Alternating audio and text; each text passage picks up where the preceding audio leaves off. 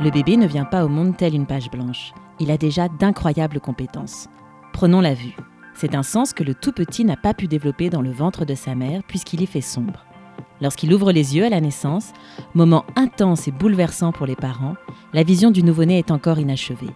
Elle est 10 à 20 fois moins précise que celle d'un adulte. Mais le tout petit reconnaît les formes et il distingue les traits d'un visage à 30 cm.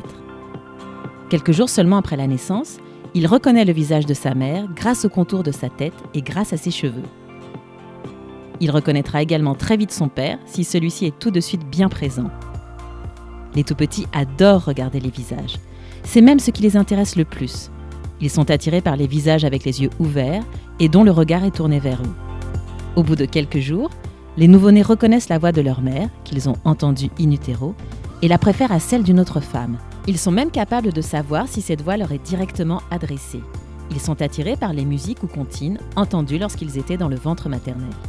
Le goût et l'odorat sont des sens également bien développés. Un nouveau-né reconnaît l'odeur de sa mère. Cette odeur a pour lui des vertus apaisantes. Le tout petit bébé distingue aussi les saveurs. De façon universelle, il aime le sucré. Le lait maternel est légèrement sucré. Et il déteste les substances acides ou amères.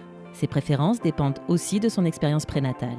Dans le ventre maternel, le bébé est soumis à des changements de saveur puisqu'il avale et régurgite le liquide amniotique et que le goût de ce liquide varie selon ce que mange la mère. Avec sa bouche, le nouveau-né est aussi capable de faire très vite la différence entre la tétine d'un biberon, le mamelon ou une sucette.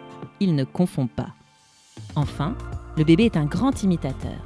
Même les nouveau-nés sont capables d'imiter un adulte, tirer la langue par exemple ou bouger les doigts, mais on ignore s'ils le font volontairement ou par réflexe. Et pour qu'un très jeune bébé cherche à imiter un modèle, ce modèle doit être en mouvement. L'immobilité ne l'intéresse pas. En résumé, le bébé reconnaît visuellement sa mère au bout de quelques jours. Grâce au contour de son visage et à ses cheveux, il reconnaît très vite sa voix et son odeur. Le bébé différencie dès la naissance les saveurs et a des préférences. Le nouveau-né essaie déjà d'imiter les adultes.